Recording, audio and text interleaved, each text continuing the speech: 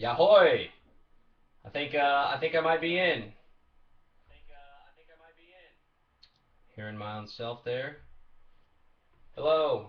Okay, so Kat is, of course, if you hadn't heard the great news, Catherine and I are going to be having a baby. She's about 13 to 14 weeks along, and she's not feeling too hot today. She's worn out. She actually worked a full day at Brave New Books when maybe she shouldn't have. So I'm going to be filling in for her, and I'm going to be giving you her message, which is very similar to my message, with a little bit of a twist. So she was going to speak about, and for those of you who don't know me, my name's John Bush. I am the education director for the Foundation for a Free Society, myfreesociety.com. It's one of the sponsors of this, and our mission is to educate, activate, and liberate.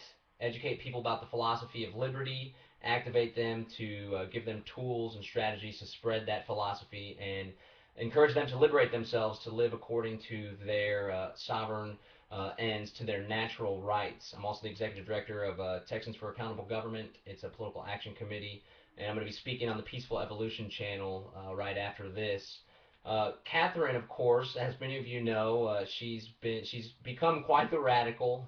She started off her activism with animal rights and anti-war, spending some time on the left. And then she was convinced that she's not a liberal as she thought she was. She's actually a Ron Paul libertarian. She was introduced to the ideas of Ron Paul. Thought she was a conservative for a little while, a little mixed up. Then she got introduced to libertarianism, the hardcore brand, and from there she's a consistent girl. She has a lot of integrity, and she always gives 110%. So that's 110% consistency. So wouldn't you know it, she eventually arrived at agorism and pushing for a totally free society, meaning no coercion whatsoever. The society is based entirely on voluntary associations. And what she wanted to talk about was individual actions and individual steps that people can take to transition from, say, a 9 to 5 living inside of the system, not just the government system, but the different types of systems that we all sometimes get enslaved by. For example, a dead end 9 to 5 job, maybe even a dead end relationship, a bad situation with family, maybe getting health as well. Health is something that you can be a slave to your own body and to your own diseases in a sense. So she wanted to talk about steps that people could take in order to transition away outside of all of those paradigms. And I'm going to mix in a little bit of how communities can take these same steps. So the discussion is going to be about individuals taking steps to transition themselves away from coercive institutions, away from coercive paradigms, programs, and systems, and towards a more free way of living as an individual. And then I'm going to throw in again some stuff what that communities can do as a whole to encourage the fostering of an environment where individuals can live according to their own ends as free individual people. So I'll start with the big bit that Kat was going on, and that's she started off working a 9 to 5 UPS for a while, managing a warehouse. Worked her way up to supervisor. She was a hard worker. Every single little career that she had, she excelled at. She made good money, was able to spend and enjoy herself, but she was trapped in doing something that she didn't necessarily believe in, or something that she didn't really motivate her or make her happy. Then, of course, as she came across the philosophy of libertarianism, she began to realize, well, first she was sucked out of it all because she was so obsessed with the good doctor and the message of liberty that it was promoting, and probably so frustrated at the same time that she really wanted to give it all that she could to spread that message and to help out the Ron Paul campaign. So she left some of those jobs and really dedicated herself to the cause for quite some time. And we hooked up in late 2009, and I quit my job working at a credit union, and we just hit the road spreading the message about the fusion centers. But before then, she was doing the Ron Paul thing, totally gave up her career and her comfort, used her 401k that she had saved up. Her pops taught her to save a percentage of your income, put it towards a 401k. Now we learned the lesson. That's probably not the best thing to do because it was robbed large percentages of it. But that 401k allowed her to live the life as a radical, pushing back on the man. And she did that. And then, coming to a big screeching halt, she realized, wow, my whole foundation, I spent it on fighting the man. And she learned, this is at the same time, she was learning about agorism and peaceful evolution and the idea of individuals living according to their own ends. The idea that the income tax is a coercive institution. The idea that we shouldn't fund the state. We shouldn't fund our own oppression is a line that she often drops. And um, so she decided, hey, I have these great talents and services that I've learned over the years, customer service, planning. She does strategic planning. She also was majoring I'm sorry, she got her undergrad and then she was working towards a master's degree in nonprofit management. And through that process, she learned how to do strategic plans. She's also learning web development. So she realized, Eureka, I have all these wonderful services. She also learned how to grow food as well, learned how to can food, which is a wonderful service as well. Eureka, I have all these skills that are valuable that I can give to the community. And she learned that you can also do this in the black market, competing in the counter economy. But one of the big lessons that I learned from Catherine Bleich, and it was even affirmed in an experience that I had helping someone out, is that if you learn a good skill or service that you eventually want to turn into agorism, even if you don't want to, if you want to turn it into something profitable, but even if you don't, it's always best to take this skill, this service, and to give it away, starting with the people in your family and your community and your peers, to build value in the community, to show everybody that it's not necessarily that you're driven, you're motivated by profit, even if you may be down the road, it works both ways, but that you genuinely want to build value in your community and offer the service to help people out. A lot of people learn services from the get-go, like web development or putting together YouTube videos, doing recording, audio recording. It's a big thing for social media within the movement. So the good thing to do is while you're learning this skill, while you're sharpening this skill, give it away. You'll be able to finish complete projects, add them to your portfolio, but more importantly, you'll build value within the community, and people will see that you're not just simply seeking to seek a profit, or you're not trying to exchange a service that somebody may not necessarily want. You're helping out. And you can also help out the activist cause. If there's any movements that you're involved with, any organizations, any causes that you believe in, you can offer up your services to them, build value, support the liberty movement, and also build value in yourselves. And you'll naturally find as this progresses, your value will grow and people will naturally come to you in order to have those services. And by now, there'll be a market for your services because you would be able to demonstrate that you can fulfill those services confidently, and people will now be willing to exchange goods or services, barter. Hopefully not Federal Reserve notes, but people will be buying your services. And we see this thing reoccurring quite often. Taryn Lupo does a great speech. I know he's going to be speaking on part of this one on starting a black market business. So if you have a skill or service, you can hone that skill by giving it away. Then you'll naturally find that people are desiring your skill, and you could become profitable because of that. Um, there was another lesson that Kat imparted on me from all this good stuff. And I guess I already espoused that lesson in building value in your community, growing the community, finding other people and propping other people up. That's what the second lesson is.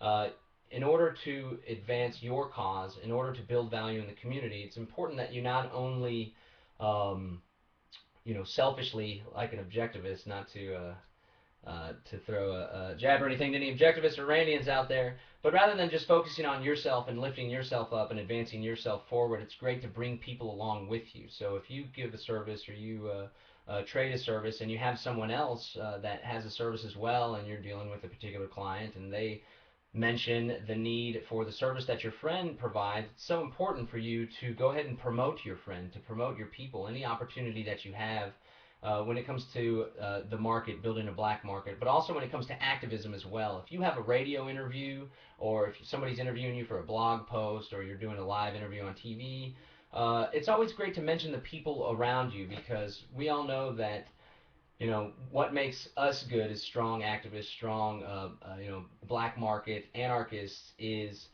the people around us, the community, the people that we surround ourselves. It's very hard to go, do a one-man job. Even Jesus Christ had people surrounded him, Martin Luther King as well. So it's always important that the people that you surround yourself with, they're the ones that help to propel you as well. And if you have the spotlight for a moment, or if people are appreciating your services, never forget to thank everyone else that's around you, and y'all can all grow together and advance, and it'll work both ways. People will appreciate that, and people will also want to lift you up as well. But the people that just focus on themselves, of course, pretty soon they'll find that they'll be left all alone, in the community will be here helping each other up, and they may thought that they could have excelled and they didn't need anybody else or need to recognize anybody else.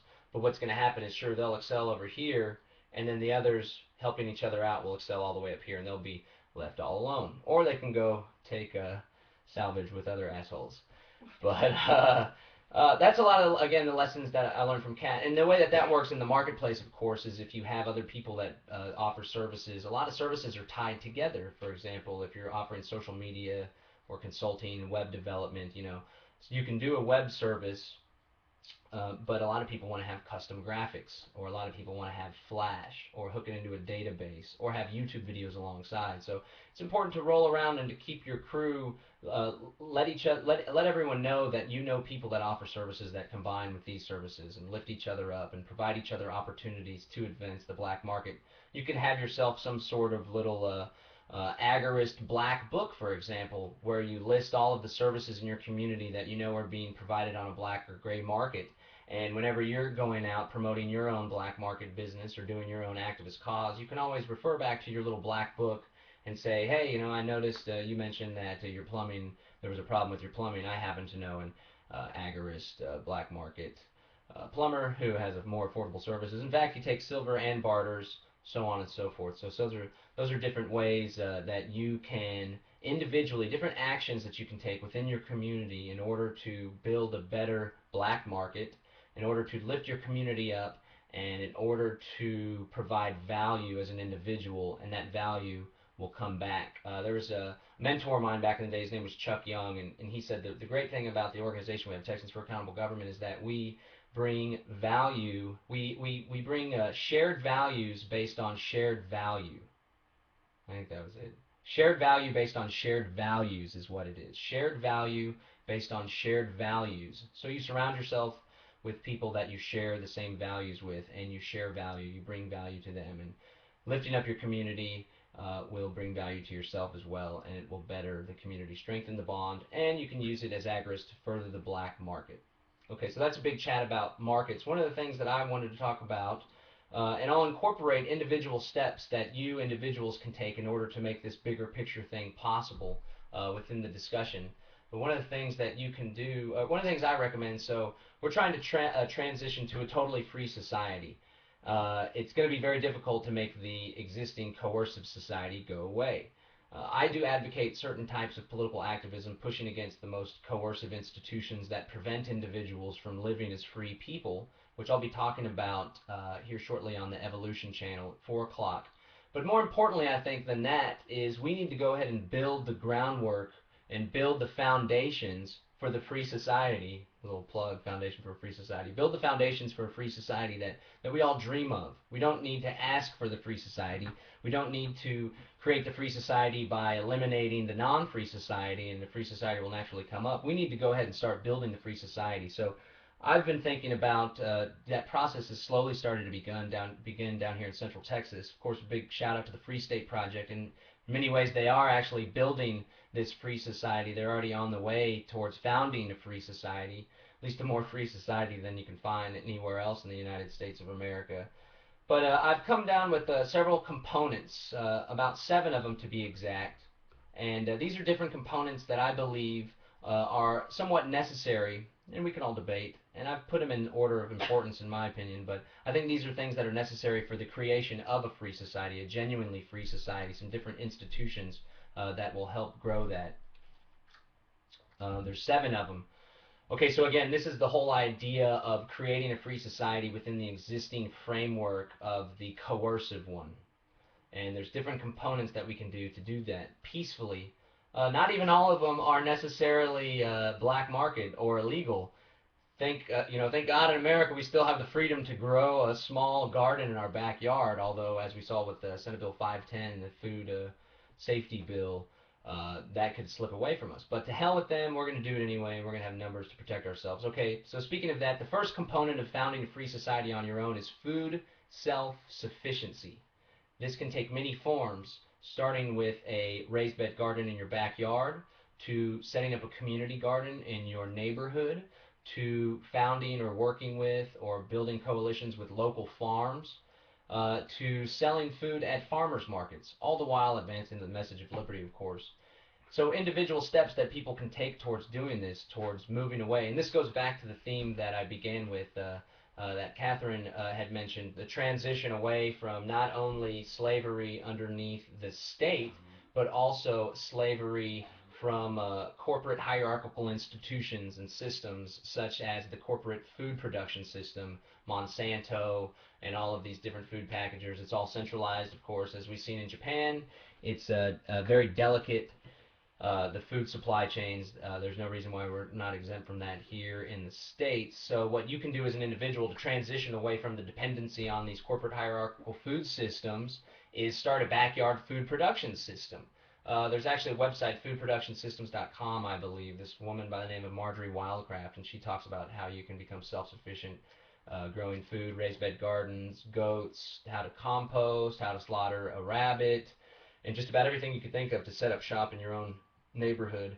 You'll find that there's already liberal communities, the modern sense of liberal, already modern liberals, progressives that are on the way to becoming food self-sufficient, and they're setting up community gardens and doing a lot of work in the community. So individual steps that people can take as a community and as individuals is set up a backyard garden, work towards establishing community gardens in your neighborhoods or in the neighborhoods of other people in your communities. Or one thing that I've noticed you can do, and this is a good way to counter the potential reaction from the state, because the state doesn't like it, as we learned with the von Nothaus and the Liberty Dollars. They don't like it when we compete outside of their system. So one way to counter that, if they ever bring their iron arm of coercion down on us, is to help out and do philanthropy in the community. So you can start community gardens and reach out. You can do your own garden and take the extra food to the lower income communities, to the economically underprivileged, as the politically correct would say, and you can give them food. You can do bread lines, you can pass out eggs, you can teach them how to grow their own communities.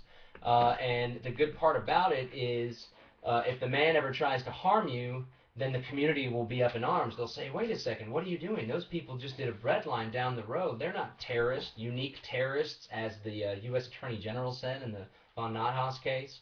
So that's one way that you can protect yourself while creating food self-sufficiency. So that's the number one component, and that's one that Kat has really grown fond of and that we've really learned about. This will also free you from not only the slavery of the state controlling food, GMOs, putting all sorts of nasty stuff in there, pesticides. It'll also free you from the corporate hierarchical food chain that you don't have to be dependent on, that is so fragile. But also it will assist in freeing you. Not everybody, there's a lot of healthy people out there. I'm on the road to getting more healthy than before. Never really took care of myself until recently, inspired by old Catherine Bleich. And you can also free yourself from yourself, from your own body, from diseases, from maybe an addiction to Coca-Cola, high fructose corn syrup, genetically modified foods, and a lot of stuff that's really unnatural. You'll be able to grow your own food. You'll know the whole supply chain was completely organic the entire way, and this is something that you can do in order to free yourself. You'll have better health, more energy, and you'll be able to fight the man or live free in a more happy manner. So that's individual steps that you can take as a community. I recommend you organize yourself and do this in a grand scale. So the first component of building a free society, I would say, is food self-sufficiency. And of course, it's agorist as well. If you take that food and grow it without getting some BS license or without the HOA approval, perhaps, and then you sell it. You can even sell at the farmers markets without getting a license if you want to go black market, or you could do gray market and just not license yourself and sell that food. You'll be able to compete in the counter economy, compete with the big wigs, and create a local economy that way as well. So that's food self-sufficiency. It's a great thing. The second component is competing currencies, barter economy, and the counter economy. So in order to build a free society, free and prosperous society, we're going to have to free ourselves from the grips of the value-robbing Federal Reserve note. I'm sure most people are familiar with the Federal Reserve Bank and how they print money out of thin air. Supply and demand kicks in, and the more dollars you have, the less valuable the dollars are. Not to mention they use the Federal Reserve note to fund multiple wars of aggression abroad. And they're using Federal Reserve notes to enslave us at home with the Department of Homeland Security. so on and so forth, FBI, yada yada yada. So I say to hell with end the Fed, start a competing currency, and the mofo will end itself. And it's interesting to say that on the heels of the unique terrorism comment again from the Liberty Dollar case. But one thing that you could do in order to compete with the Federal Reserve and in order to remove yourself from the dependency on the Federal Reserve is start using silver dimes or just silver in general. But these silver dimes are great. I know Drew Phillips is going to be speaking about that later on. They got this thing called wallet voting out in Phoenix, freedomsphoenix.com, walletvoting.com, what is this coin worth.info. I have one in the other room, not right on me. I could show you, but you can just check out the website and you'll be able to see it. It's basically a card laminated with it's a silver dime with a laminated card around it, and on the back it has a little chart about what silver is worth, what these silver dimes, silver quarters are worth whenever silver is at $35 an ounce or $30 an ounce. And you can put a logo of whatever you'd like on the front to promote things, but it's an educational tool. I appreciate it because it fulfills all three components of the Foundation for a Free Society's mission. It educates people about the devaluing currency. It educates people about devaluing currency and the importance to trade in silver, sound money. It activates people to take action and start talking to people and showing the cards to people. And finally, it liberates us from the dependency on the value-stealing Federal Reserve note by putting enough dimes out there and educating people enough about the use of silver that we can start using those notes ourselves. And it'll be a really big conundrum for the federal government to come after communities for using the silver dimes, which is like legal tender. And you could potentially have some fun little games with your income tax as well. Some people have taken pay in dimes and taken the face value, not the silver value, but operate at your own discretion, of course. So competing currencies, that's one way to do it. Encourage silver. Then you can organize local stores as well as your local competing black market, your counter economy, and come up with a listing or just have people be aware of the businesses, the agorists that accept silver. I would imagine every agorist just about would accept silver, but find a bunch of local businesses to start competing in them. And then the big kahuna comes whenever you can get these businesses to pay their employees in silver. And then for those people still politically participating, there's states that are starting to pass these legal tender laws allowing for these competing currencies. Of course, I recommend doing it anyway. But also some of these states might potentially be paying their employees in silver or accepting tax payments in silver. But of course, agorists shouldn't be paying that racket anyway. So local stores. Another thing you can do to create a counter economy or a barter economy is to organize swap meets in your community. This is an individual action that you can do. You can all go out there and get silver.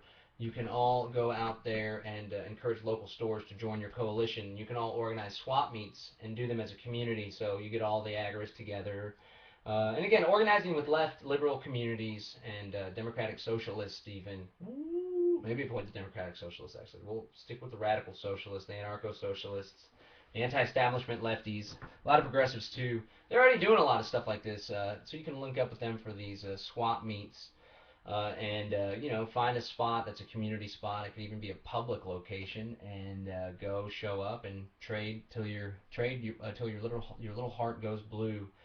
Another thing you can do, of course, as I mentioned at the beginning of the onset, is transition yourself away from the corporate structure and start doing agorist services in the black market, and start organizing these people. Create the counter economy, which of course is black and gray markets. Black markets being illegal activity that people engage in anyway, like the sell and trade of marijuana, for example. Gray markets being non-licensed activities that would be legal if you ask permission first, of course. So grow that, grow that, grow that. Focus on that. Sometimes it might be a little less convenient. You won't be able to drive to the store to get your milk. You'll have to wait till tomorrow to drive to the local farm to get your raw milk. But don't allow the convenience to betray the potential that we have to create this counter economy. So whenever you are in demand of a good or service, try to check and see if there's any counter economic opportunities, any options. And that's something an individual can do. And of course, as you grow the community, these options will become more widely available and they'll become more widely known and acceptable as well. So growing the counter economy, doing swap meets and creating a barter economy, encouraging silver trade in the counter economy with local businesses as well to participate in actions like that, and purchase precious metals, silver, copper. Check out this walletvoting.com for a great idea to educate people and to promote the idea of sound money. Okay, so 1 and 2, that's food self-sufficiency, the first component, competing currency, barter economy, counter economy, the second component. The third component is where it gets a little bit interesting and becomes a little more difficult. And this is the big one, even libertarians want the night watchman state.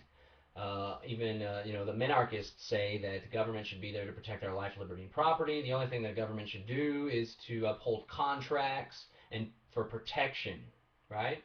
So, I'm an anarcho-capitalist, voluntarist, whatever, call it what you will, but I believe that even that service could be better handled by the community and or the market. So the next third component of building a free society within the existing framework of the other one to compete with the coercive structures is private defense and the provision of justice. So here's some things that you can do to work towards this, to compete with the local police department, the state police department, the courts.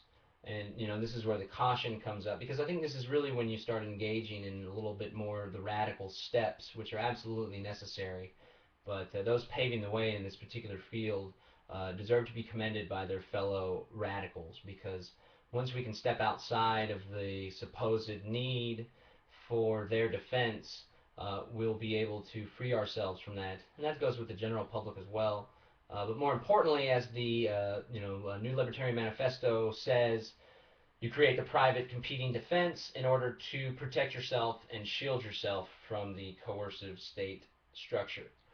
So, the thing you can start with, very simple, is a neighborhood watch program. If you live in a community or a subdivision, you can organize and start a neighborhood watch program. Many of them already exist. A lot of them are linked in with your local police department, even linked in with fusion centers even. And they call on people to fill out suspicious activity reports whenever they see anything suspicious whatsoever, or call in a suspicious activity report, or report it to the police instantly. You have a wonderful opportunity to, one, organize your own neighborhood watch. You could even have a competing neighborhood watch if there's an existing little tyrannical one.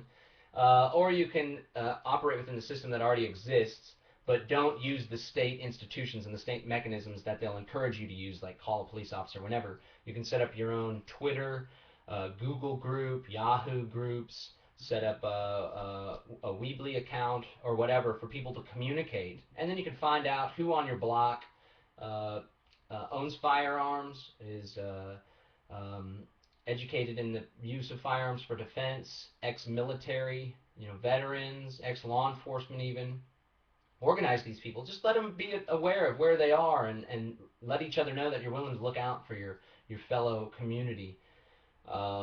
And organize, set up a neighborhood watch. If you take over the existing one, a lot of times the positions are open, or you could unelect someone in your neighborhood homeowners association. Don't participate in the police, a lot of the police activities, because it's all about filling out suspicious activity reports. But this is a way, again, to promote awareness and to promote self-dependence when it comes to protecting your own community. Neighborhood watch. It's a good step towards private defense. Another one is get your people together, your activist community, and take self-defense classes. Learn how to defend yourself with firearms, but also, more importantly, because you don't want to just use a firearm like that. If you have other options to defend yourself, of course, you want to use those first. Learn how to do hand-to-hand combat and defense strategies, defense techniques. I need to be more well-versed in that as well. Everybody does. And I think that's definitely something that'd be a first layer of defense. And then again, just knowing that you guys can defend yourselves and defend each other definitely goes a long way toward building this community. The second one has to do with the Second Amendment, of course. People, of course, have a right to keep and bear arms individually, tying back in with self-defense, train yourself, learn how to use these firearms for the protection of your home, your community. Some people, I know a lot of people on the libertarian, anarchist, voluntarist ring don't buy into this particular path particularly, but it is totally representative of competing defense, and that's Second Amendment constitutional militias, which exist all throughout the country. Sometimes they might not have the very same necessary ends we do, but they do represent an example, a real life example of individuals who are competing with the state for the provision of their defense, and they're even training themselves. This happened just recently. This is happening in Fairbanks, Alaska. A gentleman by the name of Schaefer Cox, who I had the privilege of meeting during the Continental Congress 2009 that I participated in with Catherine, where I actually met Catherine. They had a 3,500 man militia. They created a competing institution. They were basically closer to a free society than a lot of the freedom movement was. And they're more of the patriot movement. Still the freedom movement, but these guys are patriots. They participate in a lot of Second Amendment stuff. They weren't even necessarily for restoring the republic or for they were more about just living free up in Alaska, and they managed to. This ties in with the second part, which is dispute resolution organizations and competing institutions of justice. Is these guys were doing such a good job up there that they actually had competing courts going on. They had set up a common law court system whereby the individuals that participate in their community, if someone harms another one or robs from another one or assaults someone else within their own community, they weren't going to the state-run monopoly injustice system. They were going towards their own common law court where everyone was on equal footing, and you would go before a genuine jury of your peers. The different parties would invite an individual to be the arbitrator, and the beauty of it all was whatever ruling they come down with, whether it's you need to recompensate, you need to make this person whole by returning the $5,000 that you stole from them, and also giving them $500 for what they had to do to miss whatever. It's voluntary that you agree with that. They never forced it with any force. There was no executive branch of their particular system of governance. There was no executive. So if you didn't agree with that, they didn't force you to do it with coercion with the police department. They just outlawed you. The same thing as ostracizing within the libertarian community. They outlawed the person. Oh, he's not going with our rulings. The community decided that this is the most just thing. He's ostracized. He's outlawed. And they were really they actually managed to fulfill the third component that I'm speaking about. They had a competing defense to protect themselves. And for the most part, the state and local police, they managed to build relationships with them. There's even news articles where they helped them out in different disputes that were taking place in their community. And so they had competing defense, they had competing courts. And I believe this is one of the reasons why Schaefer Cox, our good friend, is now in trouble and in jail on a very large bond, $2 million for bail. And it's because he actually created a competing institution for the state to compete with. And I'm very proud of him for that, but they targeted him because he was sticking up for his community. So that's just a word of caution on why this particular aspect of building a free society, the private defense, and coming up with your competing court systems is a little bit more, you should exercise a little more caution when doing so. But it's absolutely important and it's absolutely crucial, and it represents, one of the reasons, again, why they went after him, in my opinion, is because these guys were actually participating outside of their system, competing with it, and a lot of people were starting to catch on. Hey, wow, a little small society based on voluntarism and peace and actual justice. I might want to participate in that instead of this coercive one. So it was their own little form of agorism, and right now he's in jail. So check out standbyschaefer.com. Just a little plug there, standbyschaefer.com. There's a lot of stories. He's a great man that was actually doing this private defense in court here. So set up your own private defense institutions. It could be anything from just a mutual compact that you and your fellow brethren are going to look after each other. And then, of course, the final part is the competing justice systems. And I would recommend institutions of dispute resolution organizations. That can be how the market can solve it. There's already some that exist up in the Free State. They exist all over the country, actually. It's actually a pretty big service that's offered, dispute resolution. You can do that, or you can simply come together with a small little community court, whatever you want to call it. It's all semantics, but the two parties come together. They agree to a mutual third party to act as the arbiter. You could even bring on your own small juries. Just the important idea is that the people in your community, your peer group, you're surrounding yourselves by them voluntarily. So you're more inclined to agree with their precepts, and some people may be willing to put their fate in order to solve the dispute in the hands of a small little jury of their peers. But of course, Stefan Molyneux talks a lot about dispute resolution organizations. That's all over there. So the third component of building a free society is private defense and competing courts. First component is food self-sufficiency. Second component is competing currency. barter economy, and counter economy. And the third component is private defense. Can anybody guess what the fourth component should be? Does anybody have any fourth components? I just want to make sure that everybody's still there listening. Fourth component, I'll type here.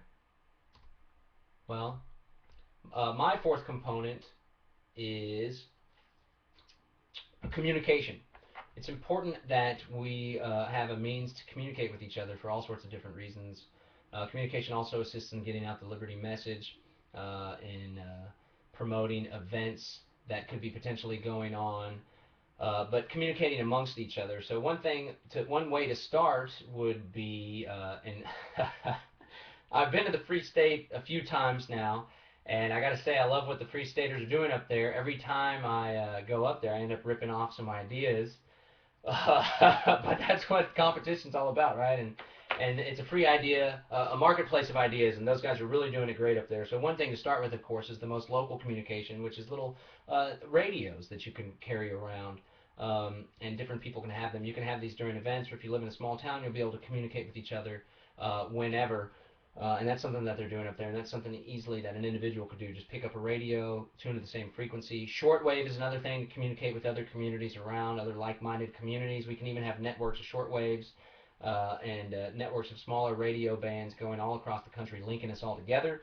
There's a lot of pirate radio going on as well, which is a beautiful thing. 90.1 FM is broadcasting here down in Austin, loud and clearly. It has been for 3 or 4 years. Been pulled off and on a couple times by the FCC. I know in New Hampshire they're dabbling with pirate radio all across the country. One thing you can do in order to avoid some of the FCC hogwash is consider setting up an AM array. I'm just hearing there's a radio discussion going on here in 10 minutes. Not sure if it's going to be this channel or one of the other channels, so that's great to continue that. I know Ian Freeman's doing one on pirate radio as well. Consider local AM radio networks. You can actually pump out a small low power transmission that will go out a mile or two if you really tweak it and you have good conditions that can stay under the FCC regulations. So, of course, again, black market, who cares? To hell with them, but they will show up and they will attempt to use force eventually if it comes down to that. But one way you can avoid that altogether is just using an AM setup and doing an array and a mesh. So consider that AM. You can put out your favorite shows. You can stream LRN.FM, whatever you'd like. You can put up local activists to do shows. You can also use this to encourage your counter economy and your competing economy and your barter economy and promote the swap meets by doing little public service announcements. Also setting up Porcupine 411 style communication devices, communication systems. Porc 411, many people are probably familiar with that. You can text in, you can Facebook a message, and it just goes out to all your peeps. They're using it if someone gets pulled over. I'm going to mention too also the guys up in Fairbanks, Alaska with Schaefer Cox. They had what they call the Liberty Bell. When someone gets pulled over, they show up. It's interesting, Schaefer actually got in trouble because he showed up to a Liberty Bell event and he was concealed carrying apparently, and he didn't report it, which is absolutely necessary. You must bow to them and report your firearms when you walk up to them, even though he wasn't even competing in their system and he didn't voluntarily agree to that. But he was responding to a Liberty Bell call. They look out for each other, and the local and state law enforcement were aware of it, and everything was going smooth and kosher until the feds got involved. But that's not to deter. But yeah, it's just the same thing as Porcupine 411. We're in the works of setting one up here in Austin. Hopefully, we've been trying to for quite some time. And that's a wonderful way to communicate and support your local community. That goes into the private defense as well and the protection. A lot of these different aspects, they overlap in many different instances, and you can get this wonderful mesh of black market anarchist liberty going on. Also consider doing marine band radio transmission as well. You'll be able to get a lot of good information long range from that and be more left alone by the man. So that's the fourth component. We got food self-sufficiency, competing currency, barter economy, counter economy, private defense, competing courts, communication, and the fourth component is, I'm sorry, this is the fifth component. The fifth component is the social component. So you can have monthly socials, bi-monthly socials, weekly socials, like in Keene they do the Social Sundays. They used to meet at Murphy's Tap Room, I think, in Manchester. Again, Free State Project is already illustrating this, just blowing it away on all these different aspects. They already have many of them up off the ground. Big fan of the Free State Project. We're starting to build a lot of these same institutions and community-driven things down here in Austin too. But we're learning a lot from the Free State Project. They have monthly socials. They have an annual Pork Fest, big camp out event where people just come and grow the counter economy, grow the community. It's absolutely a beautiful thing. They also do an annually educational conference, the Liberty, what's it called? Liberty Forum. Liberty Forum. That's catchy here. You're over on time. I'm over on time? So it's ended 45. Oh, okay. Okay, I imagine I'm still going. I'll wrap it up. So there's a social component, of course. Involved in that is also community philanthropy that people can do to get involved with community philanthropy. Again, that will back up everything else. You can even do Liberty conferences as well and get people involved with that. Grow the competing economy through that as well. People can set up booths and shops, but also you'll be able to bring in the non-libertarian community to educate them about the things that you're doing in order to compete better with the state. The sixth component is educational. Set up a counter university where Austrian economists teach economics and where libertarian activists, you bring in Stefan Molyneux to teach the children and to teach college-age students as well. Set up homeschool groups. That's striving very well down here in Texas. Set up little small homeschool cooperatives with you and 5 families if it's in a small community. One day a week, one family takes the kids and teaches them. You all go together to the museum and stuff like that. Educate people about that. And again, this ties in with communication. Educate the rest of the community through your radio programming. And the seventh component, this one's not absolutely necessary, but this is one that I'm throwing in, is the political component. If you have a PAC of some sorts or a political organization that can push back on coercive institutions, which I'm about to talk about. I've been rambling here for an hour. My next talk's going to be at the Peaceful Evolution channel, and it's going to be in voluntarist justification for political activism within a coercive, monopolistic institution. But you can have a political component whereby people that want to participate inside of that system can go participate inside of the system, but they laser focus on those institutions which prevent the rest of us from living freely and genuinely being able to live as anarchists without having state interference. And that comes down to pushing back on sobriety checkpoints, fusion center activity, checkpoints in general, freedom of travel, and good stuff like that. And also with the political branch can come civil disobedience towards political ends. People can simply just live free. Okay, so the 7 components are food self-sufficiency, competing currency barter economy, counter economy, private defense, competing courts or provision of justice. The 4th component is communication. The 5th component is a social component. Grow your community. That's probably one of the most important ones, really. I guess you can't grow a community if you're not eating, though.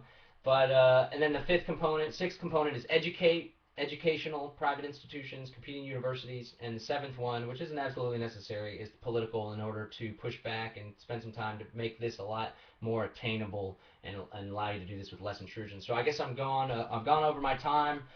Thanks for tuning in. This was part of Catherine Bleich's speech. Kat Bleich, you can check her out at don'ttreadoncat.com. We also co-founded OperationDefuse.com to do some fusion center activism. I'm doing something called MyFreeSociety.com, the Foundation for a Free Society. We go over a lot of these aspects of living as free, sovereign individuals. Big thanks to Agora.io, George Donnelly, Ethan Lee, Vita, everybody that put this together. It was absolutely amazing, paving the way. This is part of the educational component and the communication program and the social component all mixed into one. And thanks for all the hard work. Peace, live free, yeah.